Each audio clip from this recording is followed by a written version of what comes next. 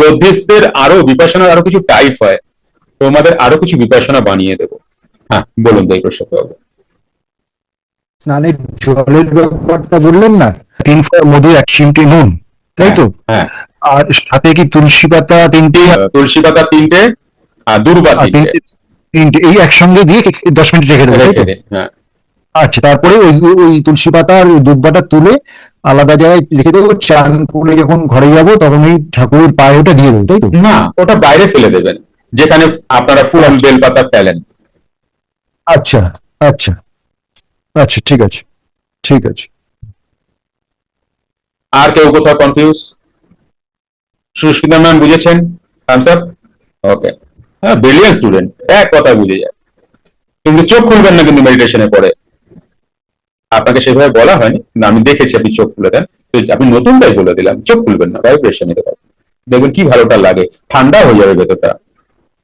আর কেউ কোথাও কেউ কনফিউজ আছো? নতুন নতুন পুরনোদের মধ্যে কনফিউজ থাকলে, কনফিউশন থাকলে আমাকে হাত তুলে জানাতে পারো, আমি তোমার সাথে কথা বলতে পারি। অনিমা মন্ডল, হ্যাঁ বলুন ম্যাম। পরিমাণটা আর কি জানার জন্য? স্নানের সময় 1 চিমটে নেবেন। 1 চিমটি। হ্যাঁ 1 চিমটে। আর লেবুর রসটা কতটা? লেবুর রস 3 ফোঁটা, ঊর্ধ্বে 3, নিম্নে 1, 2 দেবেন না। এক নয় 1 ফোঁটা, এক নয় 3 ফোঁটা। আচ্ছা, যাই হোক। হ্যাঁ। জয় বাকি যোগীরাজ, আপনি জয় যোগীরাজ, জয় যোগীরাজ, প্রভু মালিক, সব ঠিক আছে, প্রভু মালিক, জয় যোগীরাজ। যেটা ভালো হওয়ার সেটা অবশ্যই হবে, কোনো চিন্তা নেই, শুধু বিশ্বাস রাখো যোগীরাজের উপরে। আমি খুঁজছিলাম, ক্লাসে এসেই খুঁজছিলাম, সোমা এলো কি? হ্যাঁ বলো সোমা। সোমা বলবা কিছু?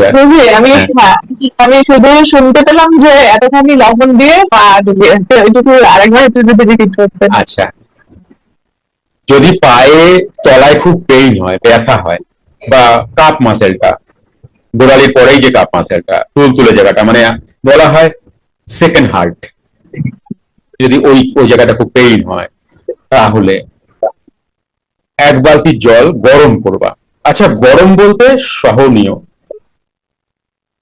সইতে পারো এমন গরম, একটু বেশি করবা, মানে অতিরিক্ত আবার ওরকম নরম গরম না, কিন্তু একটু গরম আবার সওয়াও যায়। ফ্রি মেডিটেশন ক্লাস প্রতি রবিবার রাত 8টা থেকে 9টা অবধি জুম অনলাইনে। ফ্রি ক্লাসটি পেতে হোয়াটসঅ্যাপ করুন 9903680146।